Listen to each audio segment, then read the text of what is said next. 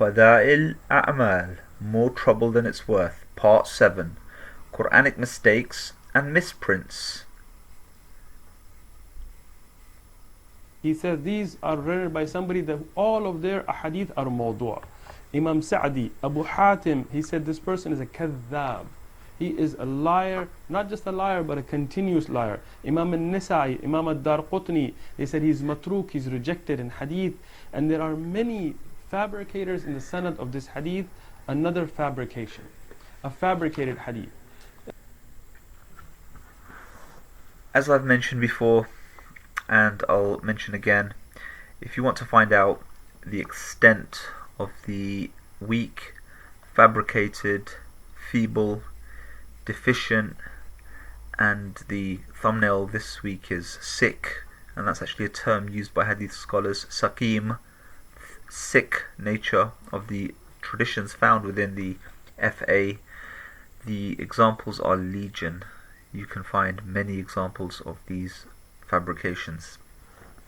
But this week's episode, I will focus upon something that should shake the very foundations of the TJ, and I will only take it from one page. This page is page 158 of the thesis.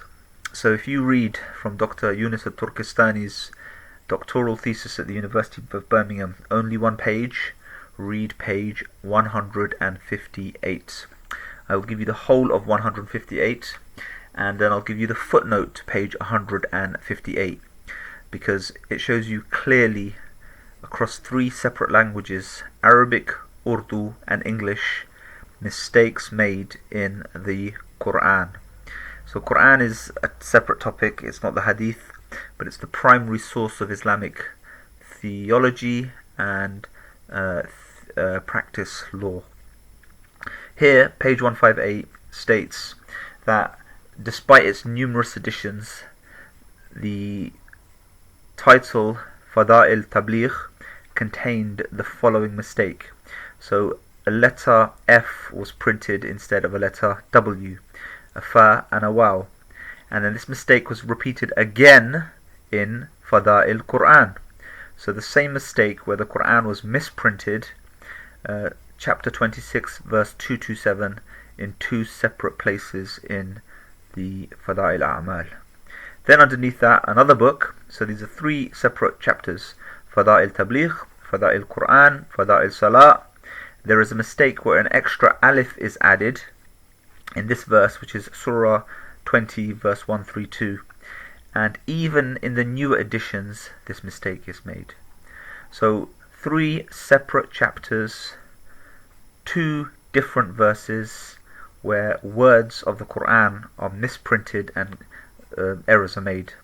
This is inexcusable. If the TJ have any respect for preservation of the Quran, they should take this book off their shelves and pulp this book.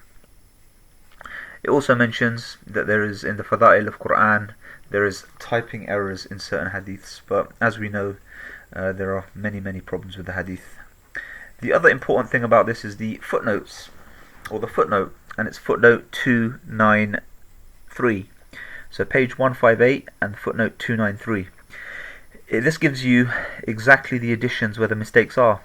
So this one page has a lot of effort put into it. A lot of effort is put in. All of the major publishing houses, all of the major editions, all of the major languages. And there's one point that I want to mention here. So there's an example: Abdurrahim, Lahore, Dar al-Kutub, Juzri, UK, the Idara Isha'at al-Diniyat in New Delhi, Zamzam Publishers, Karachi, Pakistan. And it says there is an exception in the edition of Dar al-Ahya al-Sunnah al-Nabawiyya, which is page number 28, where the ayah was mentioned correctly, meaning the verse of the Quran was mentioned correctly, but unfortunately in part of the Fada'il of Quran the ayah was mentioned wrongly. So even in certain editions that claim to be precise, they still got the verses of the Quran wrong. And then in the footnote 295, in the edition in Urdu, in the ayah was mentioned correctly in the English editions, but in the Arabic editions, the ayah, the verse of the Quran, was wrong. This really is inexcusable for the TJ. This is every single edition that they've got, and there are mistakes across all three languages, regardless of where they're printed. There's no respect for the Quran in getting the Quranic verses correct, and that's something that should be easy to do, but not for the TJ, because they have no care for academic rigor. Enough with the TJ, enough with the Faza'il A'maal. Now I'll give you another book, which is another introductory book, and hereinafter, after this introductory book, I will be giving you academic theses, including master's thesis and a lot of Ph.D. theses. So this is the end of the beginning books. This is the last of the beginner books. Anyway, this book is done by a specialist in Islamic law. His name is Abdurrahman Doi, and he wrote this book. This is 155 pages, but the vast majority of this book, so from page 40 onwards, it's just a collection of hadith. So you'll have an Arabic text, which is the matan. You will have the top end of the isnad, so not the whole isnad, a very short isnad, and then you'll have a transliteration. So if you can't read the Arabic text, it will be transliterated in English, so you could attempt to pronounce what the Arabic is actually saying, and then it will have an English translation. So from page 40 all the way up to page 153, it's just different hadiths that are collected. So the first 40 pages actually talk about the science and the history of hadith, and here I'll go through page number 34. I'll put it on the screen for you and you can have a read of it yourself. And this talks about the classification of hadiths. Interestingly, in relation to our last episode, he also talked about the criteria for criticism of Matun, and instead of Sibai's 5 criteria, he actually had 6 criteria, and that analysis is found on page number 32. But today we're looking at page number 34. So he basically says the 3 categories of hadith are the Sahih, which is the authentic, the Hasan, which is the good hadith, so it's not as rigorously authenticated as the Sahih, and then the Da'if, these are weak traditions. And then he gives the categories of the weak hadith traditions, and he gives 7 categories. So these are all important words in hadith science. The first is Al-Mu'allaq. These are traditions in which 2 transmitters are admitted at the beginning of the isnad. Then the Maqtu'. These are traditions where the Tabi'i, which is a follower, he is missing. Then there's Munqati'. These are broken traditions. The Mursal.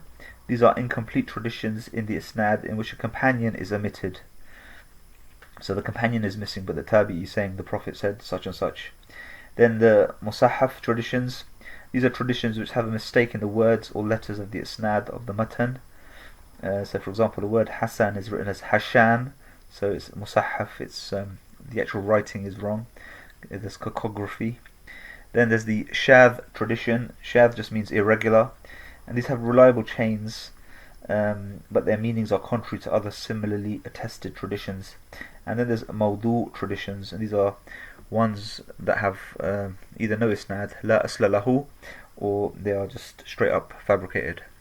This is another good basic introduction, but as I said, there's only about 40 pages of history and science, and the remaining 100 or so pages is to do with separate traditions of the Prophet. Please stay tuned for many more parts.